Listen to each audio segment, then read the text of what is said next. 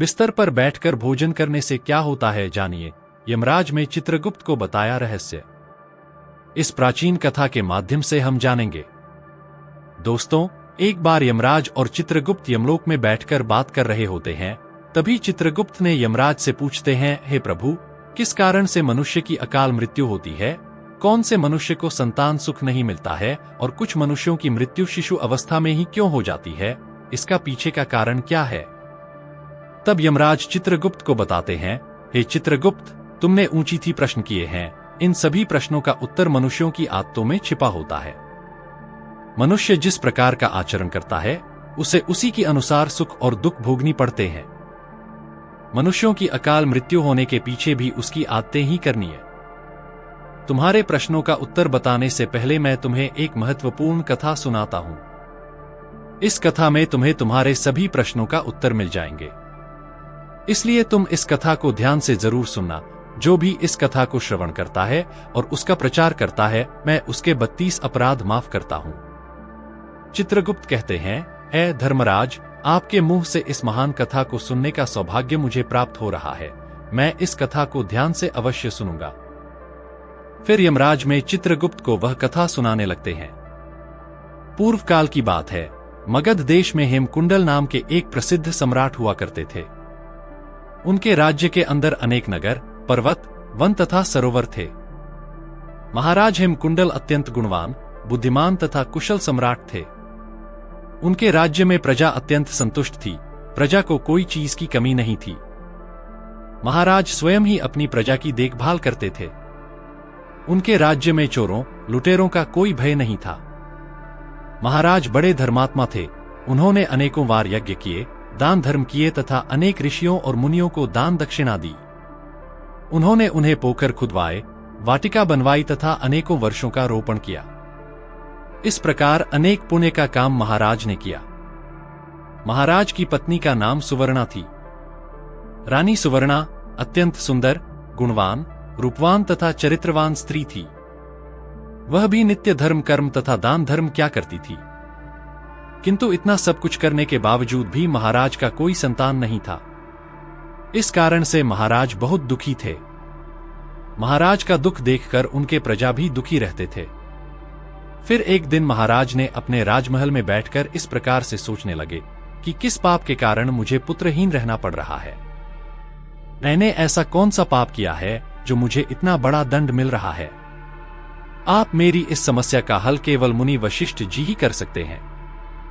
इसलिए मैं उनके पास जाकर इस समस्या के लिए उपाय मांगता हूं। फिर महाराज अपने रात में बैठकर मुनि वशिष्ठ के आश्रम पर जाते हैं। वहां पर वशिष्ठ जी ने उनका स्वागत किया और उन्हें बैठने के लिए आसन देकर पूछने लगे, हे राजन, आज किस कारण से आपका हमारे आश्रम पर आना हुआ? कहीं आप संन्यास तो नहीं ले लिए? महाराज मुनि से कहने लगे, हे मुनिवर, ऐसी बात नहीं है। आज मैं आपके पास एक शंका लेकर आया हूं। मैं अत्यंत दुखी हूं। केवल आप ही मेरी इस शंका का समाधान कर सकते हैं। मुनि वशिष्ठ कहने लगे, हे राजन, भला आपको किस प्रकार का कष्ट? आप तो इतने बड़े राज्य का सम्राट है। आपके मन में जो भी शंका हो निसंकोच होकर पूछिए, मैं अवश्य आपकी सहायता करूंगा। फिर महाराज हेमकुंडल कहने लगे, हे मुनिवर, मेरी कोई संतान नहीं है। किस पाप के कारण मुझे पुत्रहीन रहना पड़ रहा है? संतान के बिना मेरा उद्धार कैसे होगा? मेरे राज्य का उत्तराधिकारी कौन बनेगा? कृपया आप मुझे बताने की कृपा करें कि किस कारण से मैं संतानहीन बन गया हूं और मुझे संतान प्राप्ति के लिए क्या उपाय करना चाहिए। फिर मुनि वशिष्ठ ठीक है कहकर अपनी योग शक्ति से महाराज के पूर्व जन्म को देखने लगते हैं और महाराज से कहते हैं, हे राजन, आपको संतान सुख न मिलने के कारण आपके द्वारा पिछले जन्म का किया हुआ पाप है। पिछले जन्म में आप एक शिकारी थे जो वन में रहकर शिकार करके अपना गुजारा चलाया करते थे। फिर एक दिन आप शिकार के लिए वन में निकले थे। उस स्थान पर एक गाय अपने बछड़े को दूध पिला रही थी, किंतु आपके द्वारा अनजाने में ही उस गाय को लगा और वह घायल हो गई। उस गाय को घायल करने के कारण ही आपको इस जन्म में पुत्रहीन रहने का श्राप मिला है। इस बात को सुनकर महाराज बहुत दुखी हुए और मुनि वशिष्ठ जी से प्रार्थना करने लगे, हे मुनिवर, इस पाप से मुझे कैसे मुक्ति मिलेगी? कृपया आप इस पाप से मुक्ति का उपाय बताइए। फिर मुनिवर कहते हैं, हे राजन, इस पाप से मुक्ति के लिए आप गायों की सेवा करें। इसी से आपको पाप से मुक्ति मिल जाएगी। फिर महाराज ने अपने राज्य में बहुत सारे गौशाले बनवाए, ब्राह्मणों को गाय दान किया और अपने महल में नित्य गाय की सेवा करने लगे।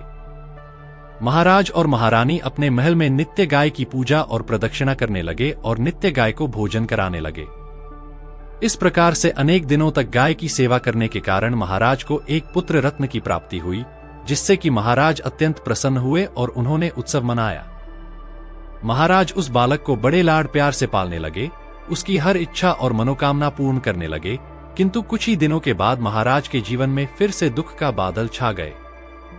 जब महाराज का पुत्र 16 वर्ष का हुआ तो अचानक एक भयंकर रोग के कारण उसके पुत्र की मृत्यु हो गई।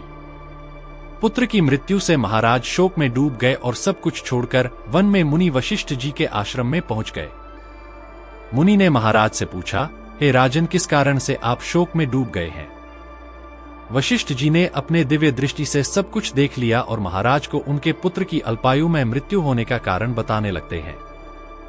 राजन, आपको पुण्य के कारण पुत्र की प्राप्ति अवश्य हुई है, किंतु आपके पुत्र के दुर्व्यवहार के कारण ही उसे अल्पायु में मृत्यु का सामना करना पड़ा है। आपके पुत्र में सदा ही बिना स्नान किए बिस्तर पर बैठकर भोजन किया है। जो मनुष्य बिना स्नान किया भोजन करता है उसकी आयु क्षीण हो जाती है।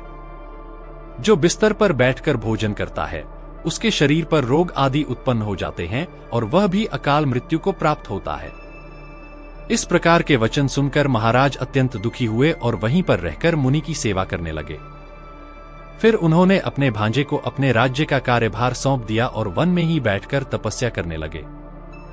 यमराज कहते हैं, हे चित्रगुप्त, मनुष्यों को हमेशा अपने 5 अंगों को साफ करके ही भोजन करना चाहिए। दोनों पैरों को और दोनों हाथों को और अपने मुख को जल से अच्छी तरह से स्वच्छ करके ही भोजन करना चाहिए। इससे मनुष्य के शरीर से रोग दूर रहते हैं और मनुष्य दीर्घायु बन जाता है। यमराज कहते हैं, भोजन शुरू करने से पूर्व उसे भजन के लिए भगवान को धन्यवाद देना चाहिए और संसार के समस्त प्राणियों को भोजन प्रदान करने की प्रार्थना करनी चाहिए। इस प्रकार से अन्य देवता को प्रणाम करके भोजन करने से मनुष्य को कोई पाप नहीं लगता है। यमराज कहते हैं, जमीन पर बैठकर भोजन करना ही श्रेष्ठ होता है।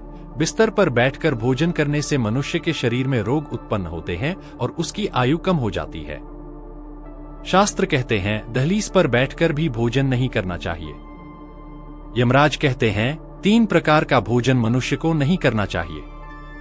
जिस भजन के ऊपर से कोई पैर रखकर चला गया हो अथवा कोई व्यक्ति भोजन को लौंग कर गया हो, ऐसे भोजन को कभी नहीं खाना चाहिए। ऐसा भोजन अशुद्ध हो जाता है। ऐसे भोजन को पशुओं को खिला देना चाहिए। दूसरों से लहंगा हुआ भोजन करने से मनुष्य की आयु कम हो जाती है और उसके शरीर में भिन्न भिन्न प्रकार के रोग उत्पन्न हो जाते हैं।